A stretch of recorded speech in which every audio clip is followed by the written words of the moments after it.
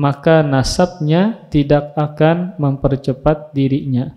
Maksudnya adalah ketika seseorang itu amalnya sedikit, maka tidak akan bermanfaat keturunannya yang diantara manfaatnya tidak bisa memasukkan dia ke dalam surga.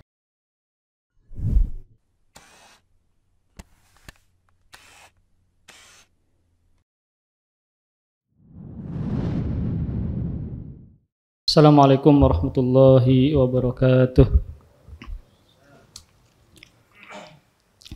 Innal hamdalillah nahmaduhu wa nasta'inuhu wa nastaghfiruh wa na'udzu billahi min shururi anfusina wa min sayyiati a'malina. May yahdihillahu fala mudilla lahu wa may yudlil fala hadiya lahu. Wa asyhadu an la ilaha illallah wahdahu la syarika lahu wa asyhadu anna Muhammadan abduhu wa rasuluhu la nabiyya wa la rasula ba'dah. Qala Allah Ta'ala fil Qur'anil Karim, ya ayyuhalladzina amanu taqullaha haqqa tuqatih wa la tamutunna illa wa antum muslimun. Ya ayyuhan nasu taqu rabbakum alladzi khalaqakum min nafsin wahidah wa khalaqa minha zawjaha wa batha minhuma rijalan katsiran wa nisaa'a wattaqullaha alladzi tasaaluna bihi wal arham innallaha kana 'alaikum raqiba.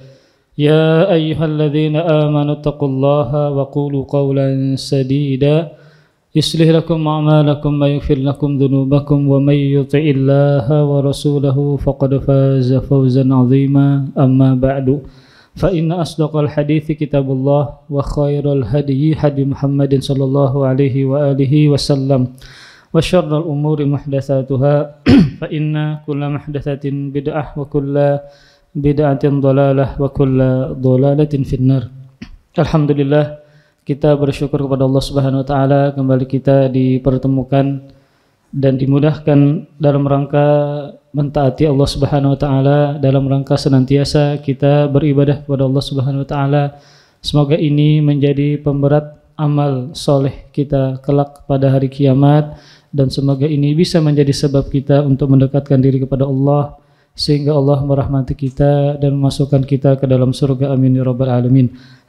Kita memasuki hadis ke-36 dari kitab Arba'in An-Nawawi. Ini berkaitan dengan rangkaian-rangkaian sabda Rasulullah sallallahu alaihi wasallam tentang yang pertama, al-jaza min jinsil amal, balasan sesuai dengan perbuatan. Kemudian juga yang kedua berkaitan dengan menuntut ilmu agama, berkaitan tentang keutamaan dari menuntut ilmu agama. Kemudian yang ketiga, bahwa yang menyelamatkan seseorang adalah amalnya, bukan karena faktor keturunan dan bukan karena faktor yang lain. Jadi ada 3 pembahasan yang akan kita bahas berkaitan tentang hadis ke-36. Yang pertama tentang kaidah yang besar, yaitu al-jaza min jinsil amal. Kemudian yang kedua, fadlu talabil ilmi, keutamaan menuntut ilmu agama. Kemudian yang ketiga, amal solehlah yang menyelamatkan seseorang. An Abi Hurairah radhiyallahu taala anhu anin Nabi sallallahu alaihi wa alihi wasallam qala, dari sahabat Abu Hurairah yang bernama Abdurrahman bin Sakhar, semoga Allah meridhoinya, dari Nabi sallallahu alaihi wasallam berkata atau bersabda, man naffasa an mu'min kurbatan min kurabid dunya naffasallahu anhu kurbatan min kurabi yaumil qiyamah wa man yassara ala mu'sirin yassarallahu alaihi fid dunya wal akhirah wa man satara musliman satarallahu fid dunya wal akhirah wallahu fi auni al-abdi ma kana al-abdu fi auni akhihi wa man salaka tariqan yaltamisu fihi ilman sahalallahu lahu bihi tariqan ilal jannah wa majtama'a qaumun fi baitin min buyutillahi yatluna kitaballahi wa yatadarasunahu bainahum illa nazalat alaihimus sakinah wa ghasyiyatuhumur rahmah wa haffathumul malaikah wa dzakarallahu fi man indah wa man batta'a bihi amaluhu lam yusri bihi nasabuhu. Rawahu Muslim bihadzal lafzi. Sabda Rasulullah sallallahu alaihi wasallam, barang siapa yang meringankan satu penderitaan di dunia dari penderitaan seorang mukmin. Niscaya Allah Subhanahu wa taala akan meringankan penderitaannya pada hari kiamat. Dan barang siapa yang memudahkan orang yang kesulitan dalam hutang, maka Allah Jalla Jalaluh memudahkan urusannya di dunia dan di akhirat. Dan barang siapa yang menutup aib seorang muslim, niscaya Allah Subhanahu wa taala akan menutup aibnya di dunia dan di akhirat. Dan Allah Subhanahu wa taala senantiasa menolong hambanya selama hamba tersebut menolong saudaranya. Dan barang siapa yang menempuh suatu jalan untuk mencari ilmu, niscaya Allah taala akan memudahkan baginya jalan menuju surga. Tidaklah suatu kaum berkumpul di dalam rumah-rumah Allah Subhanahu wa taala, mereka membaca Al-Quran dan mempelajarinya di antara mereka, kecuali akan turun kepada mereka ketenangan dan diliputi dengan rahmat Allah dan dikelilingi oleh para malaikat, dan Allah Subhanahu wa taala akan menyebut mereka, akan memuji mereka di sisinya di hadapan para malaikat. Dan barang siapa amalannya memperlambatnya, maka nasabnya tidak akan mempercepat dirinya. Maksudnya adalah ketika seseorang itu amalnya sedikit, maka tidak akan bermanfaat keturunannya, yang diantara manfaatnya tidak bisa memasukkan dia ke dalam surga. Intinya adalah seseorang yang ingin selamat di akhirat, maka amalannya bukan dari faktor keturunan dan nasabnya. Hadis ini menjelaskan beberapa pernyataan dari Rasulullah SAW yang secara umum bisa disimpulkan menjadi suatu kaidah yang sangat agung yang sudah sering kita dengar, yaitu al-jaza'u min jinsil amal. Balasan tergantung dengan perbuatan. Balasan sesuai dengan perbuatan. Kalau kita ingin mendapatkan balasan berupa pertolongan dari Allah, maka kita yang pertama dulu senantiasa menolong hamba-hamba Allah Subhanahu wa taala. Maka inilah salah satu dalil dari 100 dalil yang disebutkan oleh Ibnul Qayyim tentang kaidah al-jaza min jinsil amal. Jadi kaidah ini, kata Ibnul Qayyim, sangat banyak dalilnya, baik dari hadis ataupun dari Al-Qur'an. Bahkan kata beliau lebih dari 100 dalil yang menunjukkan sebuah kaidah al-jaza min jinsil amal, bahwa balasan tergantung perbuatan. Di antara dalilnya tentang kaidah ini dalam Al-Qur'anul Karim, surah An-Nisa ayat 12, innal munafiqina yukhadi'una Allah wa huwa khadi'uhum. Kata Allah Subhanahu wa taala, sungguh orang-orang munafik itu menipu Allah, dan Allah akan membalas tipuan mereka. Jadi karena mereka berusaha menipu Allah, maka Allah pun juga menipu mereka. Maka ini balasan sesuai dengan perbuatan. Mereka menipu, maka juga akan ditipu. Kemudian juga dalam surah yang lain, surah Muhammad ayat 7, ya ayyuhalladzina amanu in tansurullah yansurukum wa yutsabbit aqdamakum.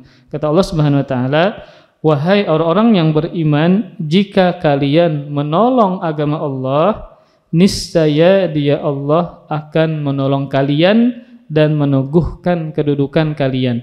Kalau kalian menolong agama Allah, maka jawabannya Allah akan menolong kita. Maka ini menunjukkan balasan sesuai dengan perbuatan. Di antara dalil yang lain, hadis Abdullah bin Abbas ketika beliau berada di belakang Nabi. Nah, beliau dibonceng oleh Nabi. Maka Nabi memberikan wasiat kepada Abdullah bin Abbas, ihfazillah yahfazka. Jagalah Allah, niscaya Allah menjagamu. Maksudnya adalah jagalah syariat Allah, jagalah agama Allah. Balasannya apa? Niscaya Allah akan menjagamu. Jadi lebih dari 100 dalil, kata Ibnul Qayyim, yang menunjukkan sebuah kaidah yang agung, yang besar, yaitu balasan tergantung dari perbuatan. Nah, hadis ke-326 ini Maka ini terkait dengan tadi kaidah balasan sesuai dengan perbuatan. Maka dalam sabda Nabi pada hadis ini 36 ini yaitu sabda Rasulullah sallallahu alaihi wasallam, "Man naffasa an mu'min kurbatan min kurabid dunya, naffasallahu anhu kurbatan min kurabi yaumil qiyamah." Sabda Rasulullah sallallahu alaihi wasallam, barang siapa yang meringankan, bahasanya meringankan bukan menghilangkan ya. Barang siapa yang meringankan satu penderitaan di dunia dari penderitaan seorang mukmin, apa balasannya? Niscaya Allah Subhanahu wa taala akan meringankan penderitaannya pada hari kiamat. Jadi ini kaidahnya adalah kalau kita melihat seorang beriman punya kesulitan, punya penderitaan, maka ternyata kita mampu untuk meringankan saja, bukan menghilangkan. Cuma meringankan, bukan apa? Menghilangkan. Misalnya garing. Ada kawan kita garing. Tapi kita kadang-kala menghilangkan 100% penderitaannya. Misal ini kadang-kala nukar obat. Kadang-kala apa? Beli obat. Obatnya mahal, ternyata resep dokter harganya 500 juta. Tapi kita kawa menolong cuma 200.000. Ini kan berarti meringankan. Karena dia bisa jadi mencari dari orang yang lain sehingga terkumpul 500.000. Walaupun tidak 100% kita bisa membelikan obat, hanya 200 saja, ini kan tidak sampai 50%-nya. Tetapi ini disebut dengan istilah meringankan. Kalau kita meringankan kesulitan dia, artinya tidak menghilangkan 100%, yang bisa kita kawal cuma meringankan saja. Maka balasannya adalah Allah meringankan penderitaan kita nanti pada hari kiamat. Maka kalimat nafasa, kan Nabi di sini mengatakan man nafasa, barang siapa yang meringankan. Nah, di antara makna nafasa adalah seseorang yang merasa lega bernafas setelah merasakan sesak nafas. Jadi di antara makna kalimat nafasa atau tanfis, misal ada orang yang ngali bahinak, sulit untuk bernafas, lalu tiba-tiba nyaman, lega, itu namanya tanfis, teringankan. Entah misalnya di tenggorokannya termasuk apa kayak gitu, sehingga dia sulit untuk bernafas. Lalu benda yang ada di tenggorokannya keluar sehingga dia lega, mudah bernafas, maka ini diantara makna apa? Tanfis. Jadi orang yang mengalami kesulitan lalu kita ringankan beban dia yang asalnya sulit bernafas menjadi lega. Kemudian maka di sini juga menyebutkan bahwasanya Nabi Shallallahu Alaihi Wasallam bahwa bentuk meringankan kesulitan ini bersifat umum. Apapun yang bisa kita lakukan untuk meringankan kesulitan seseorang, entah dengan lisannya dia bisa meringankan kesulitan seseorang. Misalnya ada orang yang pusing, ya. Ada orang yang stres, lalu kita ringankan kesulitan dia dengan nasihat. Ini orang ini misalnya berkelahi terus lawan bini, nah rumah tangganya macam-macam, berkelahi terus, jadinya ini pusing laki ini, stresnya macam-macam. Lalu inya minta nasihat lawan kita, wajib kita kasih nasihat. Ya, jadi kalau ada orang yang meminta nasihat kepada kita, wajib dikasih nasihat. Ternyata nasihat kita yang sebenarnya ringan, tapi pian menyampaikan dari hati. Nah, asalnya menjadi inya kalut, pusing, tapi inya menjadi nyaman. Sudah mulai terasa nyaman, berkurang stresnya. Maka ini juga apa? Termasuk dalam kandungan hadis ini. Dia meringankan kesulitan yang ada pada orang tadi. Sekalipun tidak 100% menghilangkan stresnya dia, tapi sudah mampu meringankan, maka ini dinamakan dengan apa? Meringankan. Seperti misalnya saudara kita yang berada di Palestina, kita kan tidak bisa secara langsung menolong mereka. Tetapi ada lembaga yang amanah, yang resmi, yang bisa menyalurkan bantuan. Sekalipun kita tidak bisa 100% menghilangkan kesulitan mereka, tetapi ada hal-hal yang bisa kita ringankan, memberikan makanan kah, memberikan obat-obatan kah, dengan bantuan yang kita berikan. 50.000 kah pian, misalnya 50.000 itu berapa buting mie? Kalau seandainya kita ganti lawan mie, itu cukup untuk mengenyangkan satu orang. Walaupun tidak 100%, akhirnya 50% saja obat-obatan, makanan, itu termasuk dalam kategori hadis ini. Maka tidak mesti harus menghilangkan 100%. Makanya Nabi tidak menyebutkan dengan bahasa man azala, menghilangkan, tetapi meringankan. Ketika dia meringankan, nanti pada hari kiamat Allah meringankan kesulitan dia yang pasti dia akan alami, di mana konteksnya pada hari kiamat. Kemudian kata kurbah, kan di sini Nabi mengatakan man naffasa an mu'min kurbatan, barang siapa yang meringankan kesulitan dari seorang mukmin. Kurbah artinya adalah kesulitan. Namun kurbah ini bermakna bukan kesulitan yang ringan, tetapi kesulitan yang berat. Asyiddatul azimah, kesulitan yang sangat berat.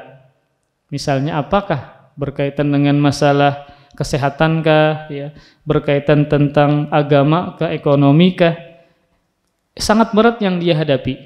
Lalu kita kalau misalnya 100% menghilangkan, subhanallah, ini luar biasa. Tetapi kalau kita bisa meringankan saja, maka ini Allah akan membalas dia pada hari kiamat. Kemudian para ikhwah sekalian, nah di sini Nabi SAW tidak menyebutkan Allah akan meringankan dia di dunia.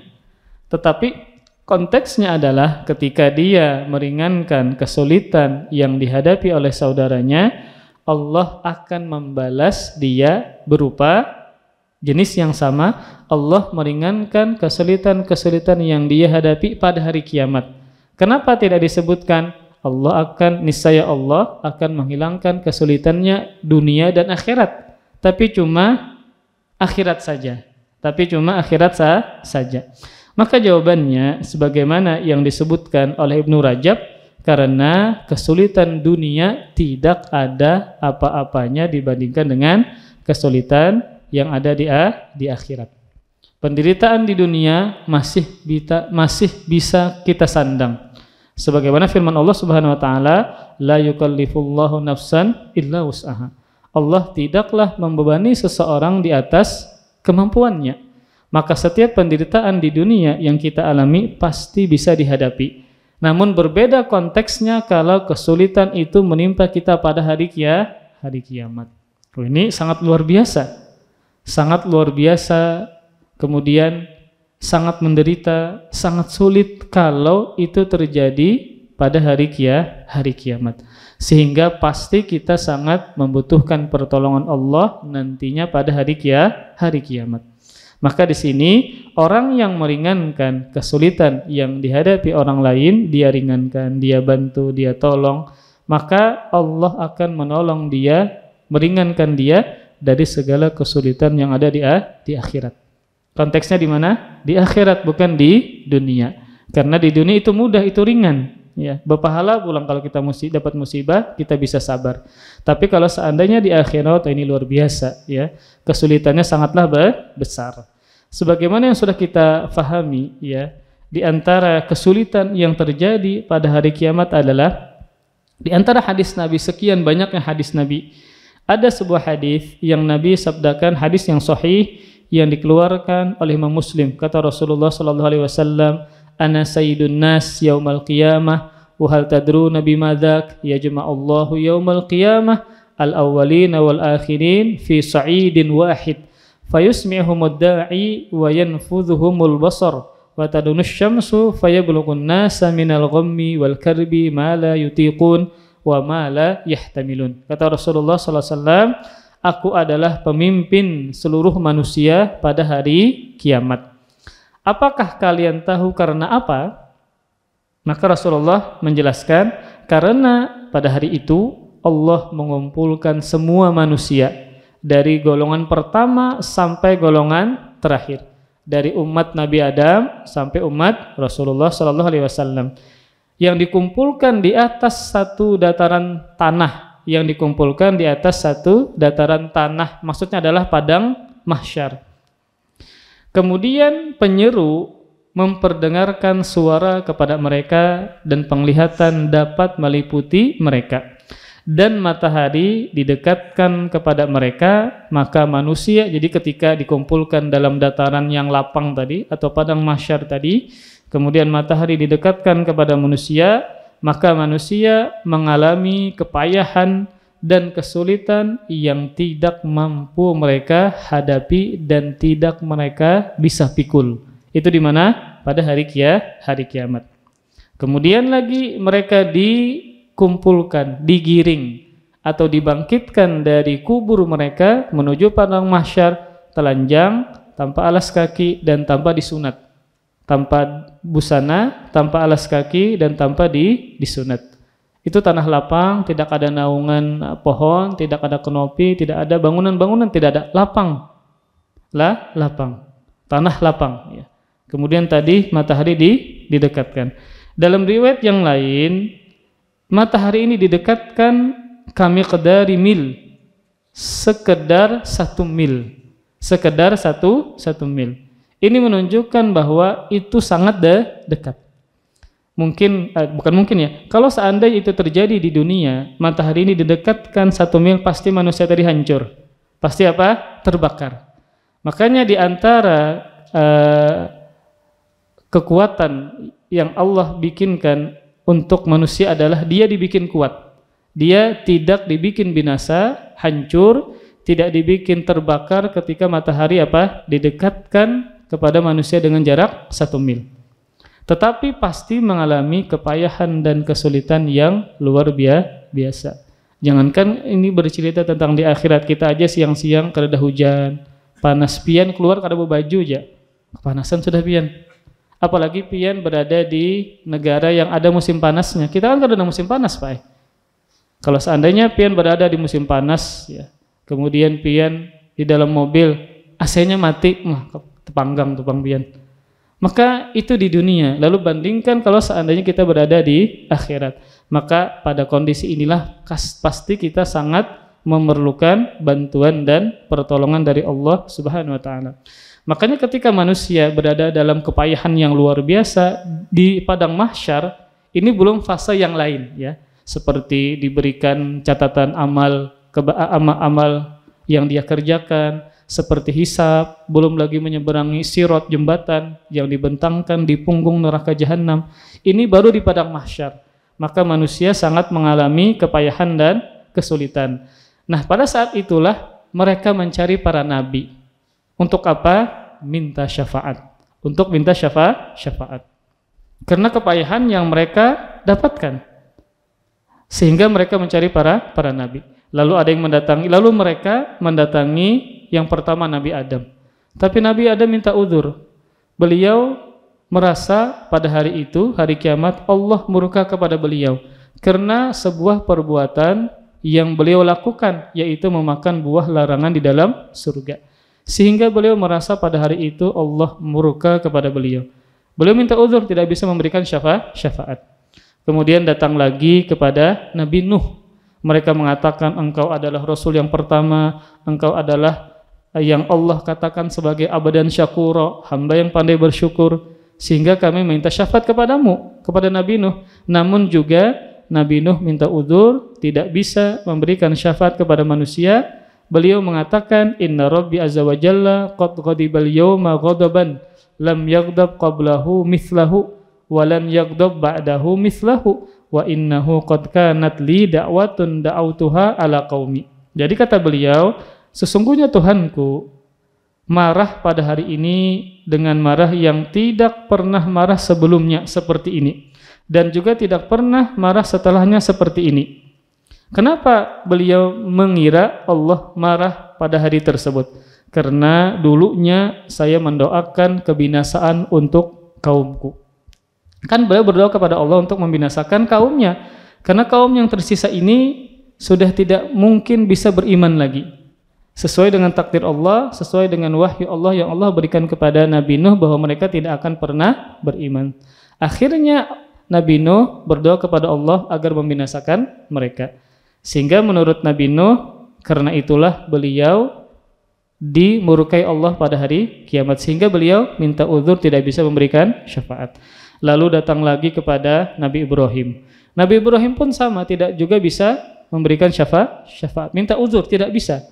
Beliau mengatakan sama seperti Nabi sebelumnya, pada hari ini Allah juga murka kepada saya. Beliau menyangka bahwa Allah murka karena beliau pernah berbohong 3 kali. Pernah berbohong tiga kali. Kebohongan pertama adalah ketika beliau ingin menyelamatkan istrinya dari seorang raja, yang raja ini ketujuh mengambil bini orang. Jadi yang beliau katakan adalah ini adalah saudariku, bukan istriku. Kan kalau kita sama-sama beriman, saudara se-Islam kan? Ketika ditanya oleh raja, ini siapa? Ini adalah saudariku, padahal bini sidin. Tapi beliau mengatakan demikian dalam rangka menyelamatkan bini sidin. Kan memang benar kalau kita sama-sama beriman maka kita saling bersaudara. Maka ini adalah saudaraku. Itu kebohongan pertama.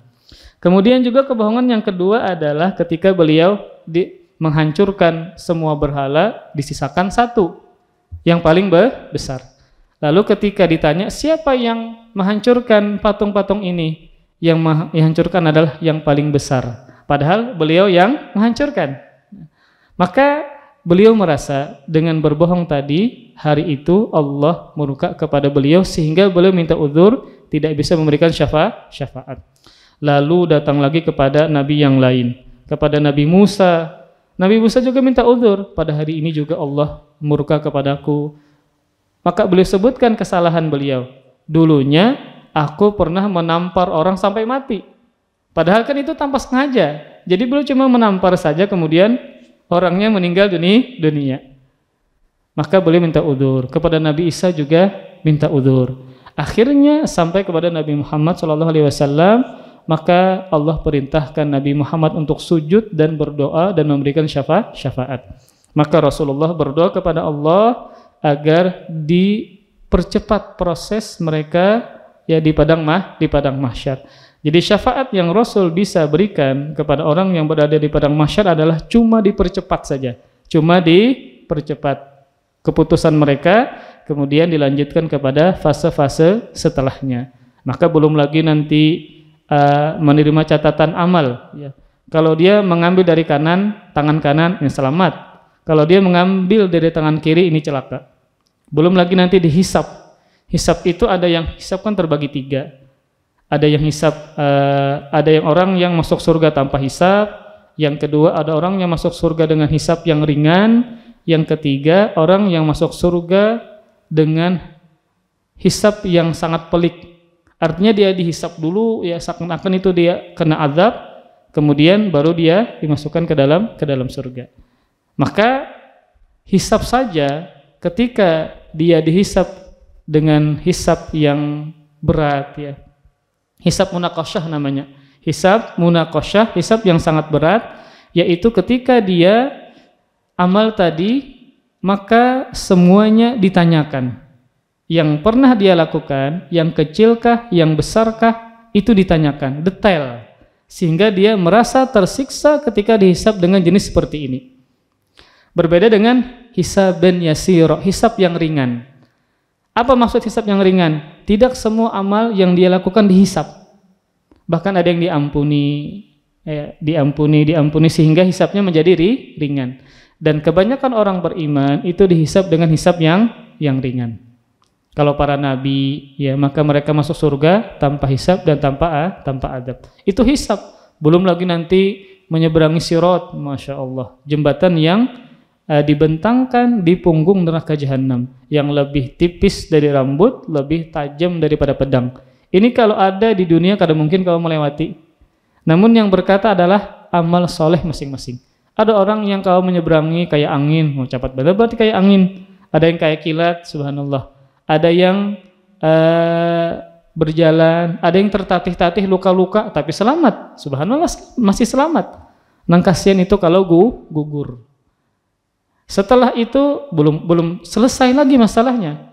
Oh ternyata ada persidangan yang mana berkaitan dengan kezaliman yang pernah dilakukan. Ini selamat nih dari sirat misalnya, luka-luka. Oh tapi ternyata dia dulunya banyak menzalimi orang. harta rakyat diambil misalnya, oh, subhanallah, atau apakah ya, sehingga ternyata pahalanya banyak diambil oleh orang yang pernah dia zalimi. Ini bahaya lagi nanti ya. Jadi banyak fase-fase pada hari kiamat, sehingga segala kemudahan sangat kita perlukan nantinya pada hari kiamat. Maka di antara kemudahan yang bisa kita dapatkan adalah karena suka meringankan kesulitan saudara-saudara kita ketika kita di dunia, sehingga kita benar-benar bisa menempatkan dan memposisikan diri suka meringankan kesulitan-kesulitan yang dialami oleh saudara kita. Ada orang yang misalnya bangkrut rumah, kadang-kala kita mangkat nang barat-barat karena kita punya rematik misalnya, asam urat, kadang-kala bangkat-angkat. Tapi kalau pian nang ringan-ringan, mengangkatakan rak sepatu kah, mengangkatakan apakah yang mudah-mudah saja. Maka ini juga termasuk meringankan kesulitan orang beriman. Kemudian para ikhwas sekalian, sabda Nabi yang kedua, wa man yassara ala mu'sir yassarallahu alaihi fid dunya wal akhirah. Yang kedua ini masih berkaitan tentang kaidah balasan tergantung perbuatan. Lalu Nabi mencontohkan dalam kalimat yang kedua ini salah satu kesulitan yang paling besar yang dialami manusia di dunia. Kata Nabi SAW, wa man yassara ala mu'sir yassarallahu alaihi fid dunya wal akhirah. Barang siapa yang memudahkan orang yang kesulitan dalam hutang. Nah, jadi konteksnya apa? Hutang. Salah satu kesulitan yang banyak dialami orang-orang zaman sekarang adalah terlilit hutang. Maka Nabi menjelaskan, barang siapa yang memudahkan orang yang kesulitan hutang, niscaya Allah Subhanahu wa taala akan memberikan kemudahan baginya urusan di dunia dan di akhirat. Ini hutang ini kira-kira nang pernah dulu berhutang, kemudian banyak kalau lunas pian pasti lega. Berbeda kalau seandainya berhutang lawan lembaga pulang, kadang dikejar-kejar, kadang kita khawatir rumah kita yang disita. Nah, maka termasuk kesulitan adalah berhutang. Makanya bagusnya jangan berhutang, Pang, kecuali memang sangat terdesak. Jadi hadis ini menunjukkan bahwa jangan bermudah-mudah berhutang. Di antara doa Nabi SAW, beliau berlindung agar tidak berhutang. Dalam sabdanya, rangkaian doa Nabi, Allahumma inni as'aluka minad daini wa ghalabatir rijal. Ya Allah, aku meminta kepadamu, Allahumma inni a'udzubika min Allahumma inni a'udzubika minal ma'tham wal maghram. Nah, ulun kadingetna. Allahumma inni a'udzubika minal ma'tham wal maghram. Allahumma inni a'udzubika minal ma'tham wal maghram. Wal maghram, kata Rasulullah dalam doanya, aku berlindung kepada engkau dari dosa dan hutang. Allahumma inni a'udzubika minal ma'tham wal maghram. Ya Allah, aku berlindung kepada engkau dari dosa dan hutang. Nah, kenapa dosa dulu baru hutang? Karena biasanya orang yang berhutang itu biasanya berdusta, sehingga banyak apa? Banyak dosanya. Jadi maka ini menunjukkan bahwa jangan bermudah-mudah berhutang. Apalagi kada ingat. Makanya kan diantara, kalau pian perhatikan dalam Al-Quranul Karim itu ayat yang paling panjang, satu halaman penuh itu bercerita tentang hutang, adab dalam berhutang. Yaitu kalau berhutang bercatat, ada 2 saksi. Kemudian di akhir ayat Allah menyebutkan untuk perintah untuk bertakwa kepada Allah. Maka ayat apa itu yang tentang ayat hutang? Itu 1 lembar penuh itu berkaitan tentang berhutang, adabnya bagaimana, saksinya bagaimana. Karena kalau seandainya orang berhutang kemudian tidak dicatat, bisa kada ingat. Kalau seandainya meninggal dunia masih memiliki hutang, berarti kan terbawa hak orang sampai mati. Ini keluarganya harus membereskan harus membereskan hutangnya. Jangan sampai keluarga kada tahu ini abah ini berhutang lawan siapa, akhirnya hak orang terbawa, ini bahaya. Kalau pemilik hutang tidak ridho, maka nanti pahalanya diambil oleh si pemilik hutang. Karena dia membawa hak orang sampai mati. Nah, maka orang yang terlilit hutang ini maka perlu dibantu. perlu apa? Dibantu. Maka Nabi mengatakan, barang siapa yang memudahkan orang yang kesulitan dalam hutang, niscaya Allah Subhanahu wa taala akan memberikan kemudahan baginya urusan dunia dan akhirat. Nah, mu'sir tadi adalah orang yang terlilit hutang dalam kondisi sulit. Karena ada juga orang yang berhutang, punya hutang tapi tidak dalam kondisi sulit. Karena dia bisa bayar, gajinya cukup banyak. Maka pembahasan sini adalah orang yang punya hutang namun sulit untuk membayar. Ya memang karena atau entah setelahnya dia di PHK, sulit mencari pekerjaan sehingga dia mengalami apa? Kesulitan membayar. Maka ini yang perlu untuk dibantu. Kemudian bahkan membayarkan hutang. Ini misal ada kawan yang berhutang, kada banyak bang, ya. Kemudian inya ngalih membayar. Bagi kita kada banyak, kemudian tapi inya ngalih membayar. Misalnya bisi hutang 50.000, ya. Kemudian inya itu kada kawan membayar memang karena kada bisi duit.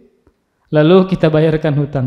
Sebagai kawan kita punya kelebihan harta, kita bayarkan hutang 50.000. Maka ternyata termasuk amalan yang Allah paling cintai adalah melunasi hutang orang lain. Melunasi hutang orang lain. Apalagi nang bahutang adalah abah pian, mama pian, ya. Maka pian lunasakan. Maka termasuk apa? Amalan yang paling Allah cintai. Maka di antara dalilnya adalah sebuah hadis yang dikeluarkan oleh Imam Tabrani yang dihasankan oleh Syekh Albani, sabda Rasulullah sallallahu alaihi wasallam, wa habbul a'mali ila Allah ta'ala sururun tudkhiluhu ala muslim au takshifu anhu kurbatan au taqdi anhu dainan au tatrudu anhu ju'an. Kata Rasulullah sallallahu alaihi wasallam, dan amalan yang paling Allah cintai adalah kebahagiaan yang engkau masukkan ke dalam hati seorang muslim. Jadi kalau kita ketujuh membahagiakan orang, maka itu termasuk amalan yang paling Allah cintai. Sekalipun dengan pandiran saja. Misalnya biasanya gajian tanggal 10 awal bulan, ini ternyata bos menggaji akhir bulan. Sudah bahabar, sudah kabarnya itu berdahulu. Nah, 10 hari yang daripada biasanya. Ternyata pian satu-satunya yang tahu bahwa pembayaran gaji itu dipercepat. Lalu pian sebarkan di WhatsApp, nah, kekawanan pian, alhamdulillah ini kita turun gajian bermaju. Hanya sekedar itu, kira-kira himong kada kawan pian ketika ternyata yang gajiannya awal bulan lalu dimajukan 10 hari misalnya. Pian yang lebih duluan tahu, maka pian jangan berdiam, karena ini adalah berita gembira. Pian kabarkan saja, insya Allah isuk turun. Asalnya seminggu lagi turun, ternyata isuk turun. Maka mereka bahagia, senang mendengar itu. Walaupun pian bukan bosnya, pian bukan yang memberi gaji, tapi pian cuma mengkabarkan saja. Maka ini termasuk amal yang paling Allah cintai. Atau engkau mengangkat kesulitan dari orang lain, atau membayarkan hutangnya, atau menghilangkan rasa laparnya. Ini termasuk amalan, rangkaian amalan yang paling Allah cintai. Yang pertama, membahagiakan orang lain, apalagi kuitan, anak, bini. Yang kedua, menghilangkan kesulitan orang lain. Yang ketiga adalah membayarkan hutang. Yang keempat adalah menghilangkan rasa lapar. Nah, misalnya kawan kelaparan, pian traktir, walaupun cuma nasi goreng 10.000, inya kanyang. Nah, itu adalah termasuk amalan yang paling Allah cintai. Kemudian para ikhlas kalian, orang yang terlilit hutang itu ada dua kondisi. Orang yang terlilit hutang ada dua kondisi. Kondisi pertama adalah al-musir, maksudnya kondisi lapang dalam membayar. Dia memang punya hutang, tetapi dia mudah membayar. Misalnya inya ini kredit apa ya? Kredit perlengkapan rumah lah, rinjing, kompor misalnya. Makanya untuk pian bisi bini jangan dibiasakan berhutang. Kalau punya duit kontan langsung bayar. Apalagi nang harga 5.000, 10.000, 20.000, janganlah berkredit. Langsung bayar kontan saja. Kalau pina berhutang, banyak berhutang, kada tercatat, pas meninggal dunia isoknya. Kada tahu siapa nih lawan siapa bini pian banyak berhutang. Ya. Makanya tadi jangan mudah-mudah berhutang. Kita khawatir kada ingat tercatat, kada ingat bayar, walaupun cuma 10.000, kalau hak orang ya harus dikembalikan.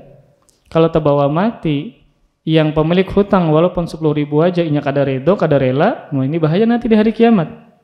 Maka pahala pian akan diambilnya. Ya, maka ini hati-hati berkaitan dengan berhutang tadi. Jadi ada dua kondisi orang yang terlilit hutang. Yang pertama adalah orang yang musir, mudah membayar. Kemudian yang kedua, orang yang mu'sir, yang sulit untuk bayar. Ya. Seperti tadi ternyata dia berhutang dengan barang yang mahal. Berhutang nukar mobil, nukar rumah, dan seterusnya. Akhirnya ternyata dipecat oleh bosnya. Ya. Maka kesulitan untuk membayar hutang. Nah kemudian orang yang kondisi pertama ya, yaitu tadi adalah orang yang memiliki kelapangan dalam membayar. Maka ini konteksnya tidaklah di sini. Yang konteksnya pada hadis ini adalah yang kedua, yaitu dia sulit dalam membayar. Kemudian ketika ada orang yang berhutang kepada kita, ini misalnya orang yang berhutang kepada kita. Kita sebagai yang menghutangi. Kita sebagai yang menghutangi. Nah, maka termasuk kategori memudahkan orang yang mengalami kesulitan hutang adalah kita tangguhkan jatuh pembayaran hutang. Misal ada orang yang berhutang lawan kita, kada banyak, 1 miliar misalnya. Oh banyak, 1 juta misalnya Pak. Lalu jar kita, karena ini begaji biasanya tiap bulan 2 juta, karena pian bayarnya awal bulan depan, tanggal 5 bulan depan pian harus bayar. Itu kan tempo yang harus dia bayari. Terakhirnya adalah harus tanggal 5 bulan depan. Maka ternyata ini kada kawan bayar. Karena memang kesulitan. 2 juta itu ternyata anaknya garing, sehingga kada kawan bayar hutang. Nah, maka termasuk dalam kategori hadis ini memudahkan orang yang memiliki kesulitan hutang, kita jatuhkan pembayaran hutang. Kita lamakan. Pas tanggal 5 bulan depan sampai sudah tanggal 5 dia tidak bisa bayar. Lalu jar kita nanti ku panjangi lagi bulan depan gen bayar. Ini termasuk memudahkan orang yang berada dalam kesulitan hutang. Jadi hanya sekedar kita menunda jatuh pembayaran termasuk dalam kategori hadis ini. Kita memudahkan orang yang terlilit hutang, maka akan Allah mudahkan urusan kita dunia dan akhirat. Ini yang statusnya adalah dia berhutang kepada kita. Bahkan ketika dia meminta untuk dipanjangkan jatuh pembayaran, hukumnya adalah wajib. Hukumnya adalah wajib, bukan sunnah. Jadi ada orang yang berhutang lawan kita, lalu jar kita terakhirnya pian harus bayar awal bulan depan. Ternyata pas awal bulan depan sampai, inya kada kawa bayar karena memang kondisi lagi sulit. Lalu dia meminta untuk penangguhan, bulan depan kawalah lagi. Nah, ketika dia meminta untuk ditangguhkan, hukumnya adalah wajib untuk menerimanya. Ini sebagaimana firman Allah Subhanahu wa taala dalam surah Al-Baqarah ayat 280. Wa in kana dzu usratin fanadhiratun ila maisarah. Dan jika yang berhutang itu dalam kesulitan membayar, maka berilah tangguhan sampai dia memiliki harta, sampai dia memiliki kelapangan dalam membayar. Berarti di sini Allah memerintahkan orang yang menghutangi, kalau yang berhutang kesulitan membayar, sudah jatuh tempo, maka dia meminta untuk ditunda lagi pembayaran, kita wajib untuk menerimanya. Bukan sunnah, tapi wajib. Ini kita sebagai apa? Yang menghutangi. Nah, memang dia berada dalam kesulitan. 1 bulan kita beri batas bayar kada kawa, lalu dia minta untuk ditangguhkan. Maka bukan sunnah, bukan dianjurkan untuk ditangguhkan, bukan, tapi wajib. kita wajib memberikan penangguhan, jarinya sebulan lagi jarinya. Maka kita tangguhkan pembayaran tersebut. Nah, ini sebagaimana yang dijelaskan oleh Syekh Muhammad bin Shalih Utsaimin. Beliau mengingatkan jika ada orang yang berhutang kepada kita dan kita tahu kondisi yang berhutang ini lagi sulit, ya, bukan penipu, ya, yang bukan orang yang banyak memiliki harta, tetapi dia memang berusaha bayar tapi tidak bisa. Orangnya ini jujur, amanah, tapi pada saat itu hendak membayar kada kawa. Maka ketika dia meminta untuk ditangguhkan, wajib hukumnya menangguhkan. Kenapa demikian? Firman Allah di sini, fanadhiratun ila maisarah, maka tangguhkanlah sampai dia memiliki kelapangan harta. Maka hukumnya adalah bukan sunnah tapi wajib. Nah, kalau berbeda kalau seandainya yang berhutang ini kita tahu ternyata setelah dia berhutang dia penipu. Nah, dia apa? Penipu, pembohong, atau dia ternyata banyak bisi harta tapi bepada kada berduit terus. Nah, ini nang banyak nih. Bepada kada berduit, sekalinya bermobil, HP ganti macam-macam, iPhone 15 sampai iPhone 20 bisinya. Nah, saking canggihnya orang ini. Nah, orang yang seperti ini boleh kita tagih hak kita dan boleh kita laporkan jika dia menolak. Nah, laporkan ke RT kah? Boleh. Hak kita masih ada pada dirinya. Kalau ternyata yang berhutang ini adalah orangnya penipu atau bepadah kada berduit tapi berduit, maka boleh kita tagih ya sesuai dengan tempo yang kita berikan, dan kalau seandainya kada mau juga bayar boleh kita laporkan. Ya, boleh dilaporkan ingin mengambil hak kita. Kemudian para ikhwas sekalian, nah di antara sunnah ya, tadi kan wajib nih kalau kita yang menghutangi dia ternyata tidak bisa bayar, wajib untuk kita memberikan menangguhkan jatuh pembayaran. Kemudian di antara yang sunnahnya adalah kita yang menghutangi ya mengikhlaskan sebagian atau keseluruhan. Ini hukumnya sunnah. Ini kita yang menghutangi. Ternyata inya kada kawa bayar, lalu kita penunda jatuh pembayaran. Lalu jar kita ikam lo berhutang 1 juta. Nah, kukurangi gin 750. Nah, hukumnya adalah sunnah. Atau jar pian 500 gin bayar. Hukumnya adalah sunnah. Bagus lagi aku lunasakan aja jar. Nah, maka ini lebih utama lah lagi. Pasti himong sudah nang berhutang. Begitu berhutang pulangnya lawan pian. Itu menang alih jadinya. Karena memang seperti itu. Kalau sudah berhutang biasanya ketagihan. Biasanya apa ketagihan. Apalagi orang yang menghutangi ini baik. Orangnya baik. Terkadang kita malah akhirnya diakal-akali. Nah, ini yang bahayanya pulang seperti itu. Jadi kita harus tahu juga yang berhutang ini siapa. Apakah memangnya orang terbiasa berhutang kah? Atau jarangkah? Karena dalam kondisi terdesak saja kah? Ya. Memang ketika kita menghutangi seseorang yang memang benar-benar perlu duit, itu pahalanya setengah dari yang memberi. Misalnya nih, ada orang yang berhutang kepada kita 1 juta. Itu pahalanya sama dengan kita memberi 500.000. Setengah dari kalau kita memberi. Ya.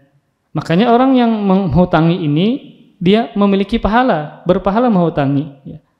Karena ketika kita menghutangi itu pasti orang itu perlu duit. Pasti orang itu perlu duit. Berbeda kalau kita memberi duit kepada seseorang, terkadang pada saat itu dia tidak perlu duit. Tapi kalau dia berhutang pasti dia perlu duit. Ya. Di antara dalilnya adalah ada hadis ya yang dikeluarkan oleh Imam Ahmad yang sanadnya dihasankan oleh Syekh Syu'aib Ar-Naud, yaitu bahwa orang yang menghutangi pahalanya adalah setengah dari yang memberi. Nah, di antara dalilnya adalah sabda Rasulullah SAW, Innas salafa yajri majra syatris sadaqah. Sesungguhnya pahala memberi utang mengalir seperti mengalirnya setengah sedekah. Jadi sesungguhnya pahala memberi hutang mengalir seperti mengalirnya setengah sedekah. Misalnya orang itu berhutang 1 juta, kita hutangi 1 juta, maka kita mendapatkan pahala kalau bersedekah setengahnya. Berapa? 500.000. Jadi ini besar pahala apa? Pahala orang yang menghutangi. Nah, tapi tadi pian harus lihat-lihat juga orangnya ya. Terkadang rancak bahutang. Ini kan kita kayak apa seperti ini? Dikit-dikit bahutang ya. Makanya di antara hal yang membuat kehormatan seseorang itu bisa rusak adalah ketujuh bahutang. Ketujuh bahutang ya. Beda kalau seandainya terdesak, ini bukan terdesak. Nukar wade gen bahutang kayak gitu nah. Jadi bukan terdesak, bukan karena kecelakaan ke anak, garing ke anak ya. Maka jangan bermudah-mudah berhutang. Membuat orang itu tidak bahagia ya. Makanya di sini termasuk kesulitan besar adalah ketika dia terlilit hutang sehingga perlu untuk dibantu dan ditolong. Wallahu a'lam bishawab. Nanti kita sambung lagi hadis ini, cukup panjang ya. Masih berkaitan dengan hutang lah ya. Karena memang pada zaman sekarang ini serba online ya. Hutang online, judi online, apa-apa serba online. Permainan online sudahnya Pak Sekolah online, nah, itu banyak sekolah kuliah online, S1, S2 online juga. Ya, kajian online, serba kawin kan ada nang online. Nah. Jadi calon bininya di Indonesia, abahnya umroh langsung mengawinkan anaknya, menantunya di Madinah misalnya. Itu online juga. Jadi bininya melihat di HP, oh sah sudah jarna. Boleh juga kita. Jadi serba online pada zaman sekarang, bertukar online juga, akhirnya nang di pasar banyak tutup ya. Orang lebih senang membeli online, terkadang lebih murah harga grosir dibandingkan dengan di pasar-pasar ya.